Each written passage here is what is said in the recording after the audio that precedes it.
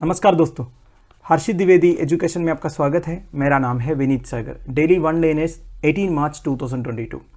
आज के important one liners कौन कौन सा है चेक करते हैं। आगे जाने से पहले आप सबको मेरी तरफ से, हर्षित द्विवेदी एजुकेशन की तरफ से होली की हार्दिक शुभकामनाएं। शुरुआत करते हैं दोस्तों, महात्मा गांधी ग्रीन ट्रायंगल। देखिए, Mahatma Gandhi green triangle unveil किया गया है मडागास्कर में टू मार्क आज़ादी का अमृत महोत्सव। ये बेसिकली एक टाइप का ग्रीन पार्क या फिर ग्रीन स्पेस आप बोल सकते हो।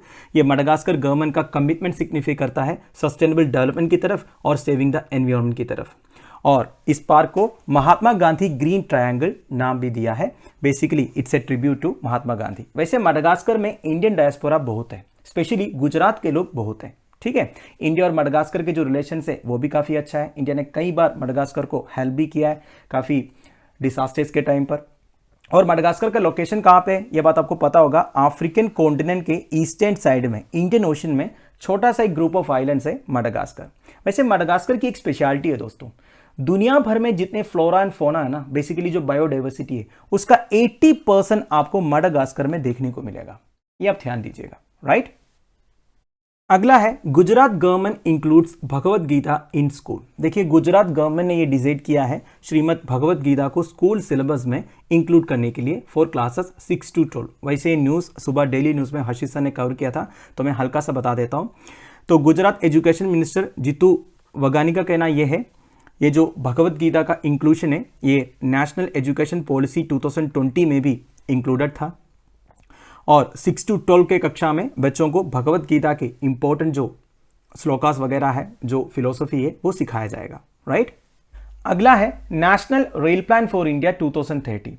देखिए, इंडियन रेलवेज अपना नेशनल रेल प्लान 2030 प्रिपेयर किया है। प्लान ये है to create a future ready railway system by 2030। तो 2030 तक इंडियन रेलवे सिस्टम्स को प्रिपेयर करना, फ्यूचर के लिए रेडी रखना, ये इसका प्लान है। मेन ऑब्जेक्टिव क्या है? ऐसा स्ट्रैटेजी फॉर्मुलेट करना ताकि रेलवेज की जो operational capacities and commercial policy initiatives है उसे इंक्रीज करना and modal share of the railways in freight to 45% तक करना। इसका मतलब क्या है?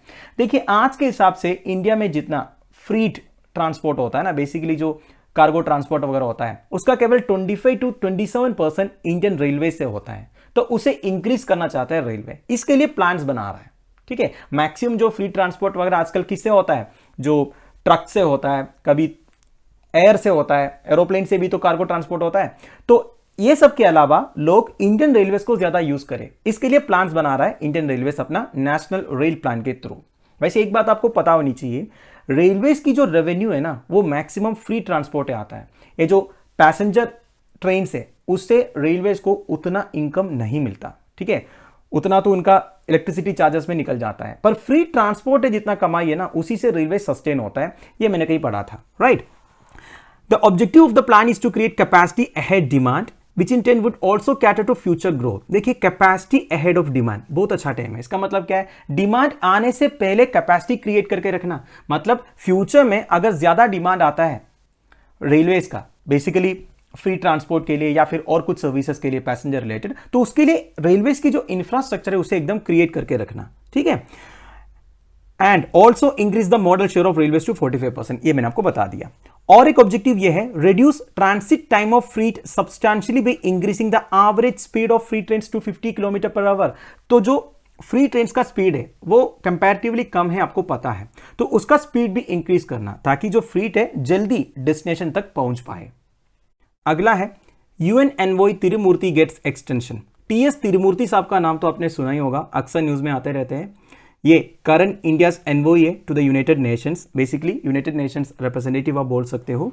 तो इनका टेन्योर खत्म होने वाला था मार्च 31 तक, पर अब ये प्रेजेंट जियोपॉलिटिकल सिचुएशंस को देखते हुए इनको और 3 महीने का एक्सटेंशन दिया, अप्रैल मई जून। तो अब ये जून 30, 2022 को रिटायर होगा, राइट। अब इनका रैंक क्या है? Secretary to the government rank है अब इनका, राइट।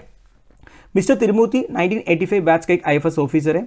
इन्होंने यूनाइटेड नेशन परमानेंट रिप्रेजेंटेटिव का पोस्ट मई 2020 में अज्यूम किया था और काफ़ी सारे जियोपॉलिटिकल इश्यूज़ के टाइम पर ये यूएन में रहा है, like Taliban take over in Afghanistan, Russian war in Ukraine, etcetera etcetera, और कोविड-19 पैंडेमिक के टाइम पे भी। वैसे the permanent representative of India to the United Nations जो है इंडियाज फॉरमोस्ट डिप्लोमेटिक रिप्रेजेंटेटिव है यूनाइटेड नेशंस के लिए। इन्हें यूएन एम्बेसडर भी बोलते हैं and he is the head of permanent mission of India to the United Nations in the New York city. तो देखिए हमारा जो यूएन एम्बेसडर है वो permanent mission of India to the UN का भी हेड रहते हैं। ये post normally senior IFS officers को दिया जाता है, जो कि अब टीएस तिरुमूर्ति साहब है। हमारा minister of petroleum and natural gas Hardeep Singh Puri साहब, जो एक एक्स आईएफएस ऑफिसर है, वो भी यूएन एम्बेसडर रह चुके हैं। अगला है BARC resumes ratings after TRP scam probe. सबसे पहले बार्क का फुल फॉर्म क्या है? Broadcast audience research council. ये बेसिकली एक कंपनी है जो 2010 में क्रिएट हुआ था और इन्हें रिप्रेजेंट कौन करता है? Indian society of advertisers, Indian broadcasting foundation and the advertising agencies association of India. तो बेसिकली इस काउंसिल में आपको advertisers, ad agencies, broadcasting companies वगैरह मिलेगा, राइट। अब देखिए बार्क का काम क्या है। ये टेलीविजन रेटिंग्स देते हैं, मतलब एक एक चैनल का परफॉर्मेंस कैसा है वो ये पब्लिश करते हैं। तो करीब 17 महीने तक ये पब्लिशिंग नहीं हो रहा था, क्योंकि 17 महीने पहले हुआ था टेलीविजन रेटिंग पॉइंट स्कैम।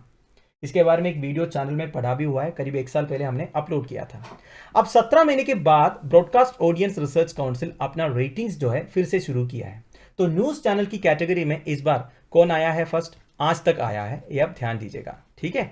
अब देखिए ये रेटिंग्स कैसे देते हैं, अपने हिसाब से नहीं दे सकता। Ministry of information and broadcasting January 10, 2014 में policy guidelines for television rating agencies in India notify किया था। इन गाइडलाइंस के अनुसार बार को रेटिंग्स देना होता है, राइट। तो आप ये समझ लीजिएगा ये जो बार्क है ये कोई गवर्नमेंट ऑर्गेनाइजेशन नहीं है, ये basically Indian society of advertisers, Indian broadcasting foundation, advertising agencies association of India, इन सबका एक रिप्रेजेंटेशन है। अगला है अरुबत्ती मूवार फेस्टिवल। देखिए चेन्नई में मइलापुर करके एक जगह है, उधर एक फेमस टेंपल है कपिलेश्वर टेंपल। ये टेंपल मइलापुर का इंपॉर्टेंट लैंडमार्क का बोल सकते हो।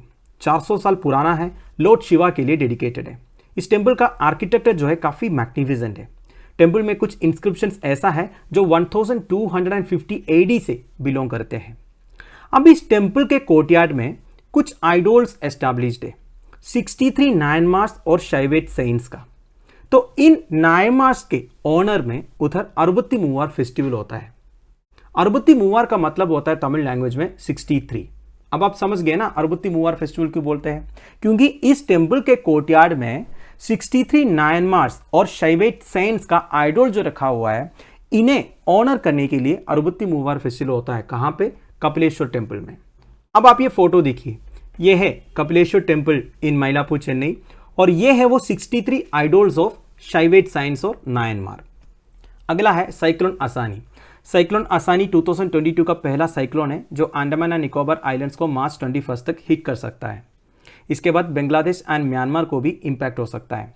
अब हम ये डिस्कस करेंगे साइक्लोन्स का नाम कौन डिसाइड करता है। देखिए बे ऑफ बंगाल एंड अरेबियन सी में जितने साइक्लोन्स ओरिजिनेट होता है ना, इनका नाम WMO ESAAP करके 2 ऑर्गेनाइजेशन है, इनके मेंबर कंट्रीज डिसाइड करते हैं। अब ये जो नेमिंग सिस्टम 2004 में शुरू हुआ था।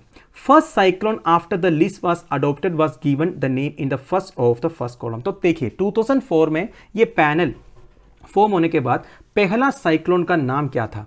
This can be A one liner question. O'Neill नाम था, that was propose by Bangladesh. अब ये जो साइक्लोन आसानी नाम है ये श्रीलंका ने सजेस्ट किया है। इधर WMO ESAP panel member countries कौन कौन सा है लिखा है? Bangladesh, India, Iran, Yemen, UAE, Thailand, Sri Lanka, Saudi Arabia, Qatar, Pakistan, Oman, Myanmar and Maldives, सारे इंडियन ओशन कंट्री से आप देख सकते हो, राइट। आज का फाइनल न्यूज रोजग्राम। देखिए रशियाज इन्वेजन ऑफ यूक्रेन के बाद रशिया के ऊपर वेस्टर्न कंट्रीज ने काफ़ी सैंक्शंस इंपोज करके बैठा है और रशियन पीपल को social networking application like Instagram में भी रिस्ट्रिक्टेड एक्सेस मिल रहा है। इसलिए रशिया बेस्ड टेक एंटरप्रेन्योर्स ने यह डिसाइड किया है to launch a photo sharing application within the domestic market. तो बेसिकली रशियन पीपल के लिए एक फोटो शेयरिंग एप्लीकेशन लॉन्च होने वाला है। नाम भी डिसाइड हुआ है रोजग्राम। नाम से आपको पता चल गया होगा ये जो एप्लीकेशन है इंस्टाग्राम जैसे काम करेंगे, राइट। तो ये मार्च 28 को लॉन्च होगा, तो नाम ध्यान दीजिएगा रोजग्राम। तो दोस्तों that's end of it. I hope आपको समझ में आया होगा। लेक्चर की PDF एज यूजुअल आपको टेलीग्राम चैनल में मिल जाएगा जिसका लिंक नीचे प्रोवाइडेड है। Thank you for watching, bye bye, have a nice day.